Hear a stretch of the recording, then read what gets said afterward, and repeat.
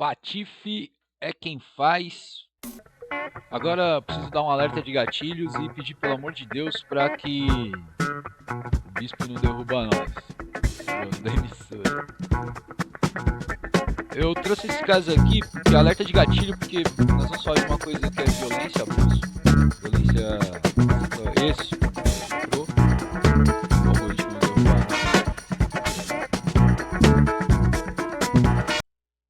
Agora que eu vi que a trilha tava lá na casa do chapéu. Desculpa aí. Foda-se, segue assim mesmo.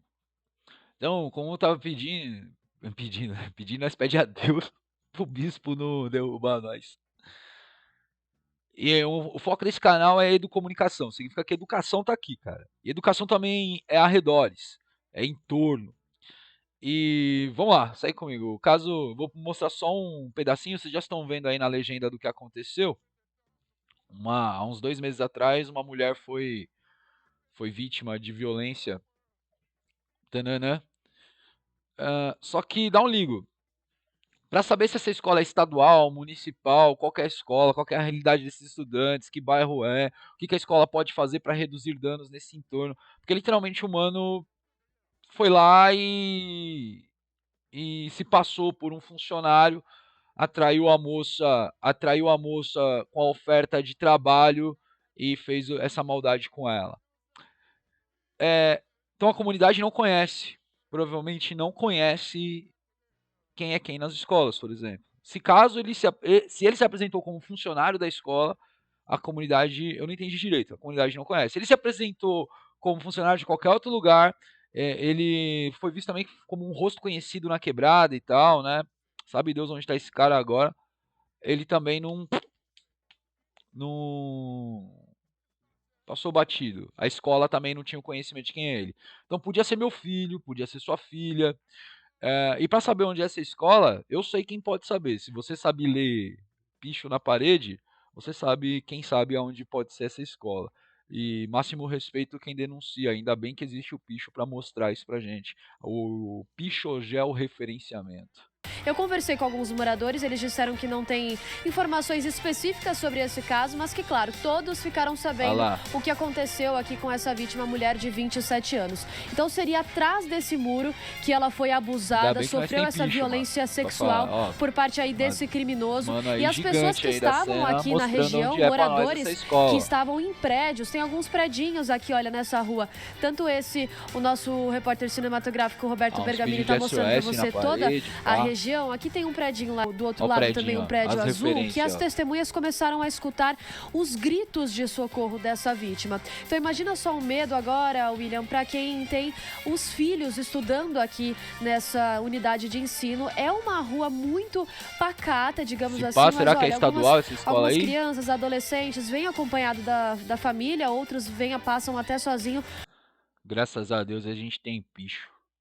Vamos tirar esse patifaria aqui de hoje? Essa foi mais uma patifaria. Vou subir o do Pastor Calcinha, tá? Fiz um react aí do Pastor Calcinha. Os grandão já fez. Os mais velhos foi na frente, com todo respeito, não na questão de idade, questão de quem fala primeiro, quem tá com prioridades aí para ser atendida, quem vive exclusivamente de mídia. Logo, logo, não sei, talvez eu seja um caso, né? Se o Estado não der minhas aulas, pô, eu deixar nós trabalhar, Tarcísio, pelo amor de Deus, que medo é esse de filósofo na sala de aula, malandro? Bom, vamos fazer um acompanhamento aqui tirar o patifaria e vamos entrar já na cena da insurgência. Queria apresentar para vocês a filósofa Viviane Mosé. Ela é ref, parça. E nesse caso, ela tem um ponto de vista interessante que eu escutei ela falando uma vez. Ela é da Unicamp, tá? Para quem não manja de onde ela é. A Mosé tem um ponto de vista interessante que é sobre a permeabilidade escolar. Então, vamos lá. Eu não sou ninguém, você está na insurgência pedagógica e é isso, mano. Vamos para cima, vamos combater isso. Como é que a gente faz para as nossas escolas não serem palcos de crimes? Como é que a gente faz para nossas escolas não serem palcos de situações bárbaras, como a gente viu? Em parte entendendo que violência se estuda. É nojento esse tipo de coisa, é horrível, mas tem que ter estômago e tem que ir lá decifrar essa merda para poder para poder mostrar efetivamente aonde que está o nó, o gargalo da coisa, né? Nesse caso, é importante a gente entender que a doutora Viviane, ela traz um conceito de permeabilidade, ou seja, a escola ela se torna impermeável, ou seja, ela desconhece, ela é lesada pelo sintoma da violência, ela é invadida pela violência quando ela produz a própria violência. Esse canal busca sempre denunciar a violência que é produzida nas instituições também. E, ao mesmo tempo, ela não consegue mapear, ela não consegue delimitar, ela não consegue muitas vezes, quando eu falo escola, eu falo comunidade escolar, eu falo educadores, principalmente gestores, não conseguem identificar o que pode acontecer ali, né?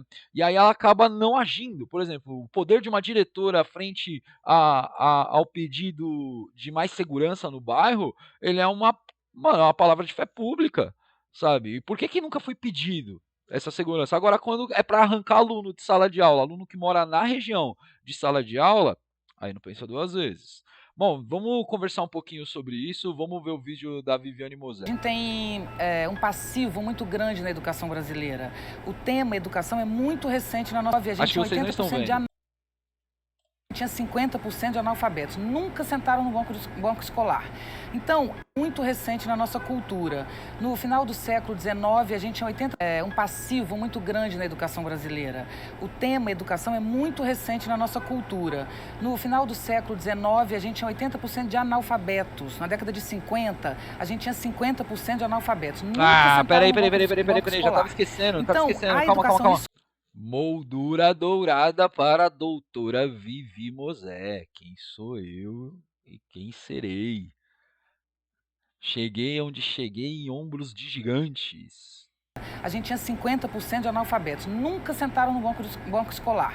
Então, a educação escolar foi uma exigência da sociedade e isso foi acontecendo, foi uma reivindicação. Isso aconteceu nos últimos 20 anos, 25 anos, que a gente começou a ganhar escolaridade. As mães dormiam na rua, esperando vaga para os filhos. O que aconteceu na educação de lá para cá? Ganhamos vaga, ganhamos escola, ganhamos lugares para sentar. Todo mundo tem, até sobra um pouco, é fato isso. Só que educar é mais do que ter cadeira. Então, o que acontece? Faltou qualidade, esse é o desafio agora. Isso é o desafio da educação escolar.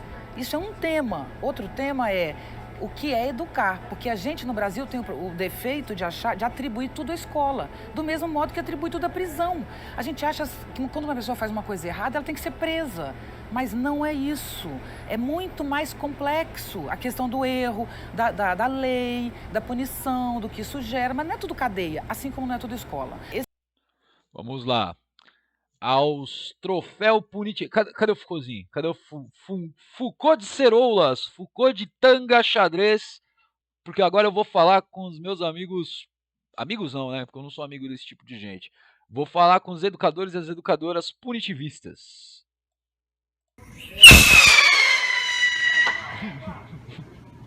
Chegou. Atribuir tudo à escola causa desvios e problemas. Por quê? Primeiro, o currículo ele tem um tempo determinado, ele cabe uma quantidade de conteúdo. O resto não cabe. Tem horas, não, pera, as crianças falar têm do tempo negócio ali lá. dentro. Coloquei o Foucaultzinho no... Então, antes da gente avançar aí na... Por que o Foucaultzinho veio pra tela, né? Parça, cadeia não responde tudo, não. Ah, tá certa. Por exemplo, a tipificação do crime, por isso a importância do trânsito em julgado, para saber a presunção da inocência, a tipificação do crime, a questão do encarceramento em massa, ou seja, os interesses de uma elite que lucra com a quantidade de corpos presos, né? Olha o que está acontecendo aí, né, na América Central, por exemplo. Existe um balcão de negócios em cima disso, e a vida humana vai cada vez sendo valorizada de forma pequena. Então vamos juntar pontinhos. Eu tenho um governador que ele é assumidamente a favor de privatizações, inclusive do sistema carcerário, aos moldes do sistema estadunidense. E esse governador, ele também tem a responsabilidade por um sistema educacional onde ele simplesmente tranca tudo. Ai, caramba, a iluminação tá péssima, calma. A Viviane Mosé, se eu não me engano, ela foi orientanda, discípula, aluna, sei lá, mano. Ela trampou com o Rubem Alves.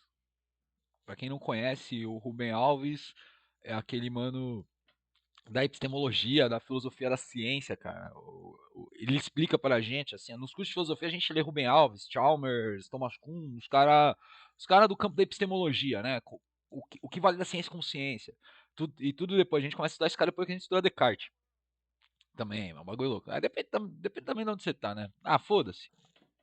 Ela já trouxe, tem umas coisas muito legais, acho que no Café Filosófico dela, ela já trouxe pra gente um esquema de permeabilidade, de quando a escola se blinda. E também eu trouxe Foucaultzinho aí pra questão do punitivismo, cara. Tem um monte de colegas, e gestores, e professores que são punitivistas. Que eles confundem sentimentos, eles confundem justiça com vingança, eles lembram da palavra, que existe a palavra erro, mas não existe a redenção. A palavra redenção, ela não existe, então, no vocabulário das pessoas. Né? As pessoas não podem se redimir, as pessoas não podem se reconstruir, as pessoas não podem se ressignificar. Então a Viviane Mosé, ela traz essa complexidade, lembrando, de novo, pelo amor de Deus, ela é filósofa, cara. Ela tá lendo a materialidade, a palavra cada palavra tem seu significado, a gente está refletindo sobre o que é existir, sobre o que é a existência, os fenômenos estão ao nosso redor. Então, quando ela traz pra gente essa ideia de nem tudo é escola, nem tudo é cadeia, mesmo a gente lidando, assim, tipo, a gente não tá apagando, por exemplo, a necessidade da escola intervir numa ausência familiar. A gente não tá apagando a necessidade de uma. Também nem tudo é família, tá ligado? Tipo, até porque nem todo mundo tem família. Então, esse é o ponto que a gente quer nodal. Então, não seja merecedor do nosso troféu. Eu vou mandar imprimir impressora 3D isso aqui, cara. Não seja merecedor do nosso troféu Foucault de sunguinha. Vamos deixar de ser punitivista. Beleza? Meus queridos e queridas viventes e querides viventes desta vida moribunda. Desafios e problemas. Porque, primeiro, o currículo ele tem um tempo determinado, ele cabe uma quantidade de conteúdo. O resto não cabe. Tem horas, as crianças têm tempo ali dentro. Tem que estudar muitas coisas. Então não adianta querer que a escola ensine o mundo inteiro, porque não vai. Ela tem limite. Educar diz respeito à cidade, à polis. Educar diz respeito à comunidade. Não é possível menos do que uma aldeia para educar uma criança. Então, esse hábito de atribuir à escola tudo, não só é ruim porque tira da educação o seu papel, que a cidade educa, todo mundo educa, a família educa, né? Tudo educa, os hábitos educam. Eu não posso querer que tenha uma boa educação onde as pessoas jogam lixo na rua. Eu não posso querer uma boa educação se eu não exijo que as pessoas se tratem melhor. Não é possível menos que uma aldeia para educar uma criança. E, de fato, e aí já gostei de derrubar os argumentos de uns perdidos, de umas perdidas. Eu falo perdido porque é uns mano que faz, sei lá, mano, os cara faz logística e vai, com todo respeito aos manos da logística, tá? E vai dar aula de matemática em educação básica para sexto ano. E quer que um estudante de sexto ano haja como um, sei lá, um novato de uma central de expedição de carga. Na mesma disciplina. Então, primeiro de tudo, tem que se contextualizar. Né? Quem é essa aldeia? No caso, são os educadores. Então, primeiro de tudo, não existe esse negócio de meu aluno, seu aluno, parça. Esquece isso. Esquece. Até porque muitos dos seus alunos vão matar a aula junto dos meus alunos, e eu já não gosto dessa palavra alunos, então muitos dos seus estudantes vão cabular e matar a aula na sala de aula com os meus estudantes, porque você é uma péssima pessoa com seus estudantes em alguns casos. Porque ele não aguenta ouvir sua voz, não aguenta sua toxicidade, não aguenta suas brincadeiras ridículas, não aguenta... Cara, eu já passei por essa aversão. Eu já passei por esse processo e tive que me reconstruir, velho. Senão você não trabalha, sabe? O seu pânico moral com algumas situações em relação aos seus estudantes faz que você tenha fuga de sala de aula e muitas vezes com uma gestão que é doidinha para dar um NCOM no aluno, suspendendo, fazendo suspensão velada, fazendo o moleque perder motivação e faltando, fala pra mãe que vai pra escola e fica na praça porque na escola não tem acolhimento, até da UNCOM e a família ser coagida, a trabalhadora ou o trabalhador ter que sair do seu serviço para poder procurar vaga em outra escola, né? Essa sobra que a doutora Viviane tá falando, cara, as salas estão lotadas, parça. Não sei de onde ela tá falando também. Sobra vaga na lista geral, né? Onde tem educação privada, educação pública municipal, em suas diferentes maneiras, educação estaduais. Então, ela tá olhando pro todo, né? E eu sempre falo para estado de São Paulo em território periférico. Professor Viviane, infelizmente, nas escolas estaduais, em território periférico, existe um jeitinho de que essas vagas não contemplem, e esse jeitinho chama superlotação de sala de aula. Tanto que a Lei 15.830, que tenta dar um start nesse debate, contemplando as pessoas com deficiência, por exemplo, ela faz com que a Assembleia Legislativa autorize e não obrigue. E aí a gente já tem que começar a rever algumas coisas, né? A gente tem que começar a debater algumas coisas.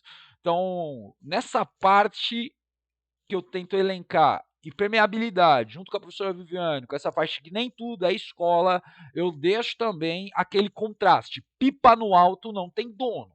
É preciso uma aldeia, alguém precisa olhar para o seu estudante que fugiu da sala de aula e falar: amiguinho, amiguinha, me conta o que está acontecendo aí. Por que você não quer ficar lá com minha colega, meu colega? Vamos dar um jeito de resolver a situação e volta para tua sala. Porque se você tem que mudar um pouquinho, minha colega, meu colega também tem que mudar um pouquinho e a gente segue com a vida. E sabe o que acontece com educadores que ensinam isso?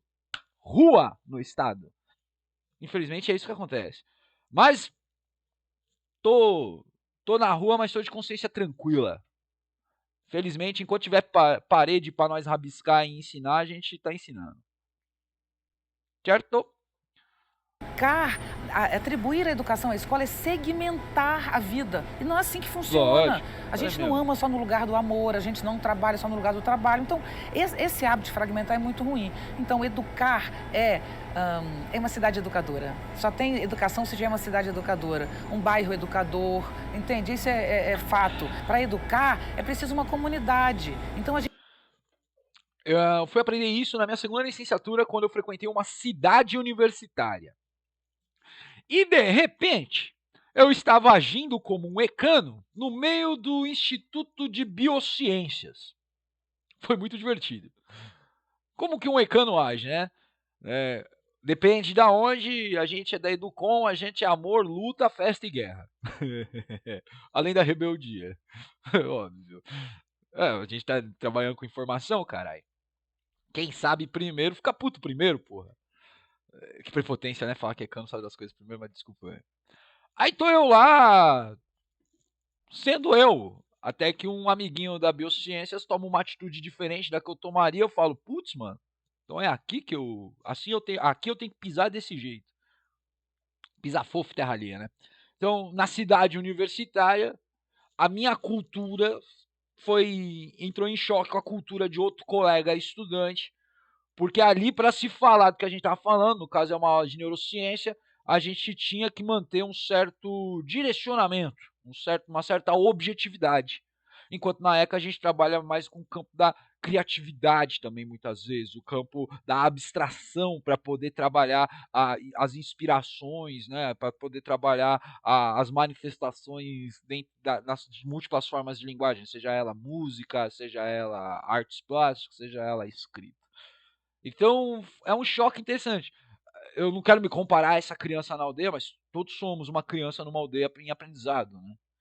A doutora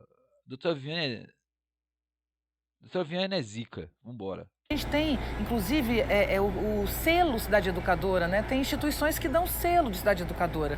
Isso que a gente tem que ter, cidades educadoras, famílias educadoras.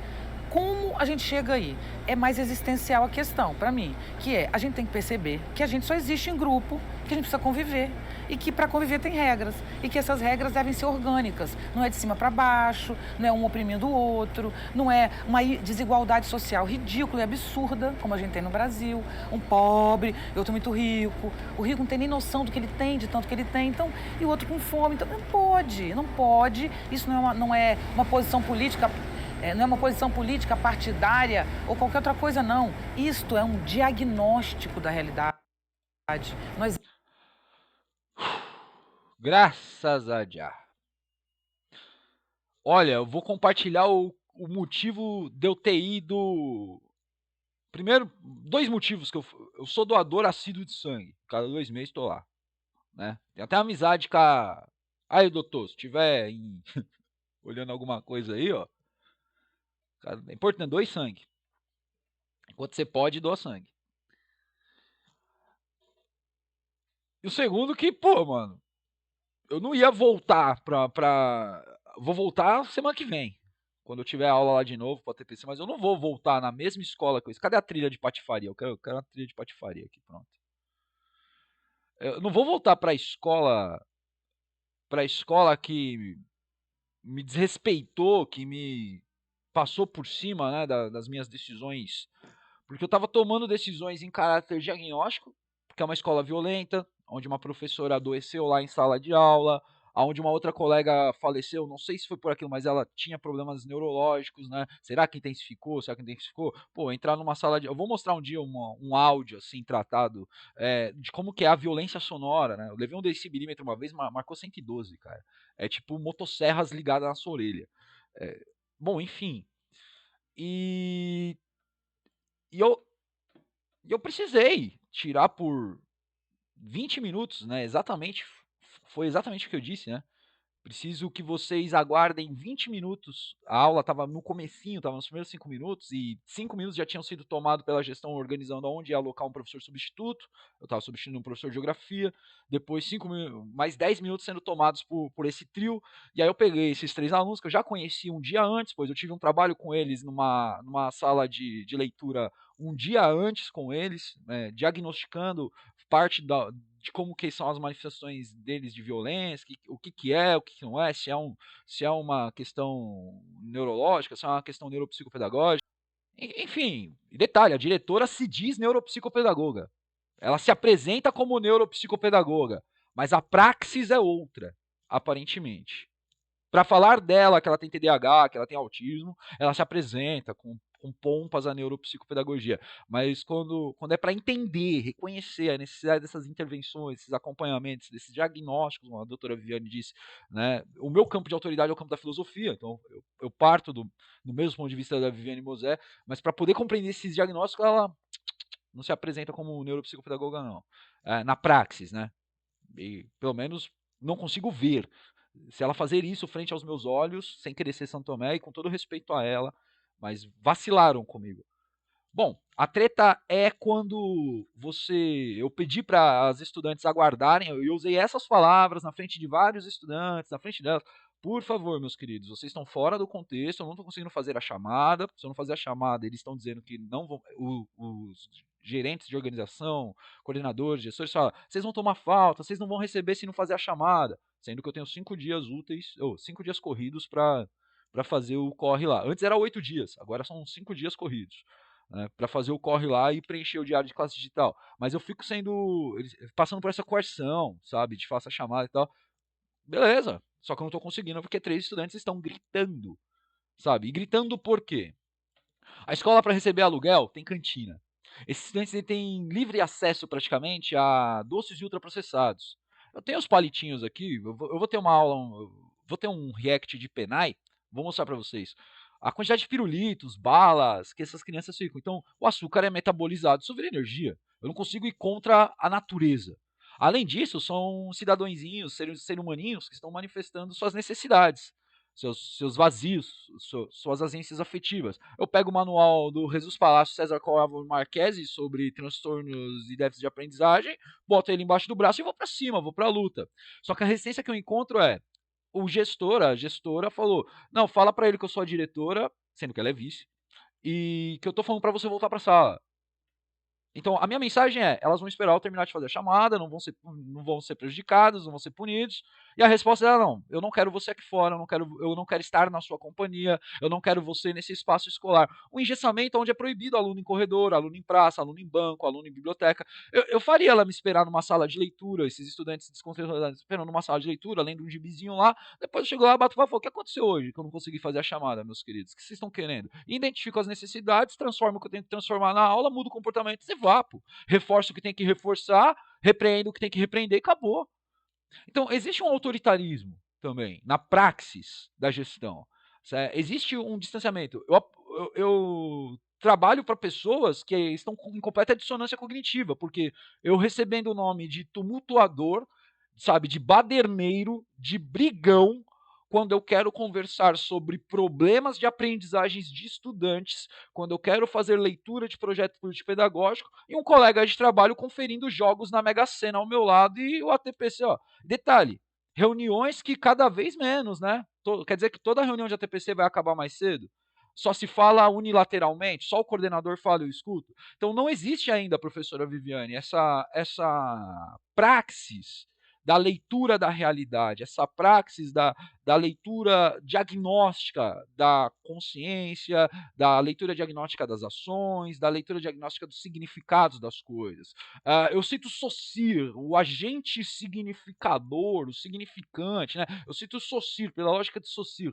Estamos apartando as práticas violências institucionais, residuais, que ainda estão presentes na escola, está apartando a realidade escolar do que é o seu contexto de significado. As salas de aula vêm tendo seus significados implodidos. E tudo isso em nome de quê? Eu pego um governador que quer privatizar cadeias, quanto mais gente na cadeia, melhor, e o dado prático, né? Se todo brasileiro passa pelo sistema educacional, uma falha no sistema educacional resulta numa marginalização. Então, a evasão escolar, ou no estado de São Paulo, como a gente trata o ENICOM, pode ser o ENICOM para ficar na rua e ser corrompido pelo tráfico, ser corrompido pelo crime organizado, ser corrompido por todas as lamentações. É só ver os índices que nós temos. E só ler a realidade. Basta ler a realidade. Desinvisibilize seus estudantes e saberá do que eu estou falando. Né? Não, então, ó, troféu aí, ó, troféu não, tratar o Fufu, né? Tratar o Fucozinho aí como um troféu é ruim, né? Mas vamos seguir aí para... Falta só mais uns pedacinhos. Vamos lá. Exaurimos como se... Então, e o outro não é uma posição política partidária ou qualquer outra coisa, não. Isto é um diagnóstico da realidade. Nós exaurimos como civilização e a gente tem que entender isso. Então, houve uma exaustão ambiental que ainda há, houve o chamamento para ela, está aí a exaustão ambiental, né? O modo explorador com a natureza. Exaustão do ser humano.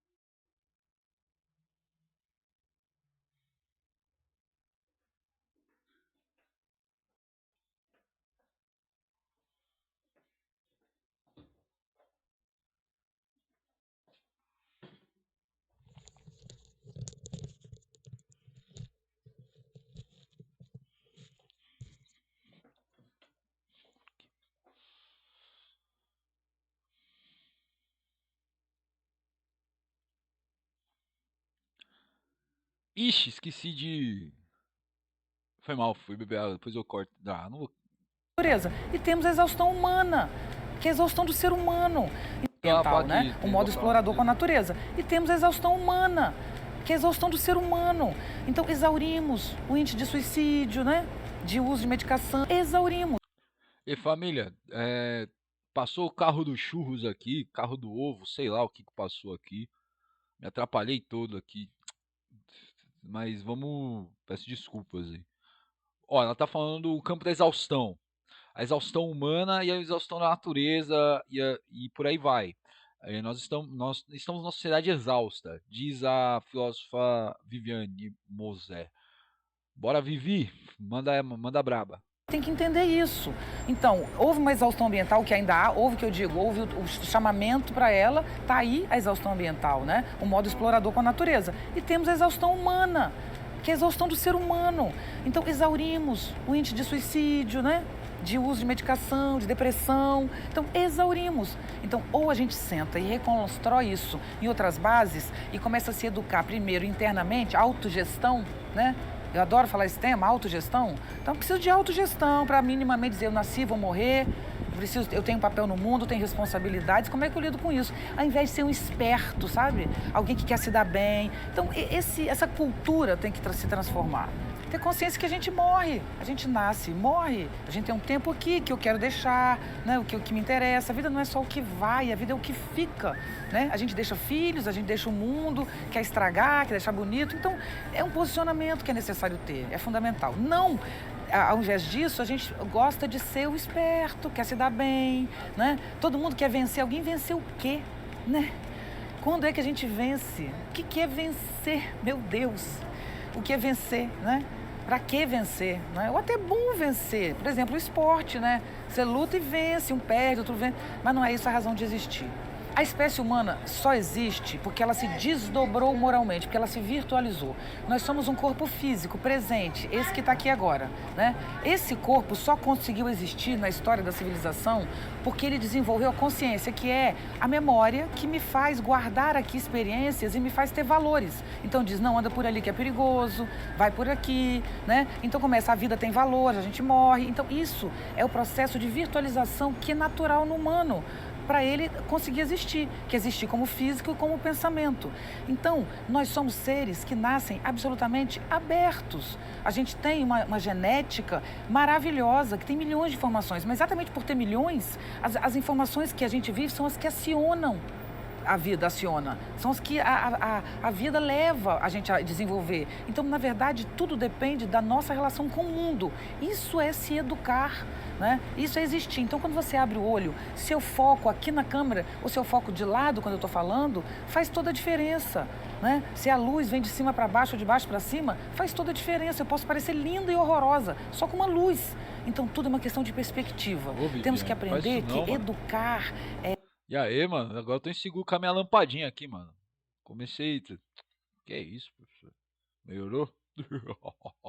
Essa aqui é a lampadinha da dengosa aqui. Ela fica... Se eu estragar isso aqui, ela me mata.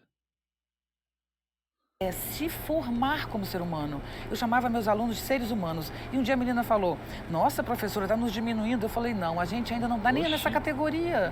Entendeu? O que é ser humano, caramba? O que essa espécie está... O que ela está fazendo? Né? Então, assim, chegar a ser um ser humano já é uma grande coisa. E a gente tem que repensar isso. Tem um amigo... Repensar a partir da consciência. Do mestre Valdeir Moreno Rosa.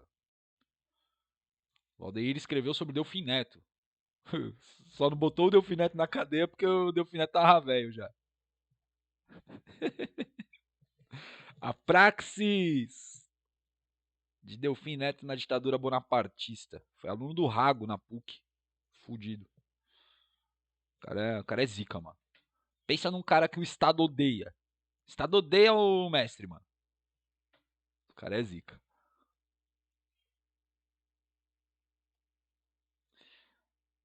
Ele fala pra gente o seguinte: quem é você? Mas ele fez uma pergunta na biblioteca do Borges, na escola aqui na Zona Leste. Quem é você? Ah, eu sou André, sou filho. Vai cuspir pro alto. Pá! Um pavão, como ele me chamou na época. Pavão, assim, ó. Pavoei, assim. Aí falou, não, meu irmão, você é as suas atitudes. Você é as suas atitudes. Cara, aquilo me balangou, porque foi ali que eu comecei a ter crítica, eu acho. E aí a doutora tá falando essa fita aí. Qual é o seu legado? O que você vai deixar? Então, se você se coloca como um professor ou uma professora, esteja disposto a aprender e a ensinar. E aprender às vezes dói. Fala experiência própria, parceiro. Tu vai errar. Assim como eu errei, vou errar. Só que quando você aprende, você nasce como um ser humano melhor. Só que nascer é um processo doloroso. A dor do parto tá aí, não é à toa. Nascer dói para nós não esquecer. De que nós somos o que aprendemos. Nós somos uma metáfora. Você pode ser rico, poderoso, milionário, grandioso, ter milhões de curtidas, mas se alguém te olha torto, uma pessoa que você gosta, te olha torto, você morre. Tanto quanto um pobre, tanto quanto qualquer um. Então somos vento. Qualquer coisa que empurra, cai. Então vamos entender. Somos frágeis, precisamos do outro. Por que não conviver amorosamente, né? Isso é o princípio. E aprender a conviver amorosamente é educar-se. Então a gente tem que se educar desde pequeno, desde que nasce, desde que abre o olho, para existir em sociedade com carinho, amor, fraternidade, contato, arte, né? Diversão, festa, mas vivendo o que a vida pode nos oferecer, intensificando a vida, construindo coisas, que é cultura, mas harmonicamente, né? Sem querer ninguém destruir ninguém, porque a gente morre mesmo em algum momento. Isso aqui é o canal do... Foi o Clóvis que postou. Caralho, 361k, velho. Só 200 curtidas. Ô, pessoal, cadê os likes aí do professor, mano? Tem que deixar, hein? Partamos? Como dizem uns parceiros aí.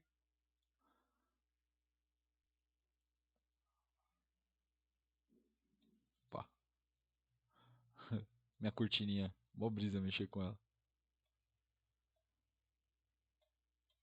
Só fazer a foto da thumb então e já era. Botei os dread pro alto. Dread Lins, hein? Deixando a Zona Oeste mais bonita, hein? Falou. Tchau.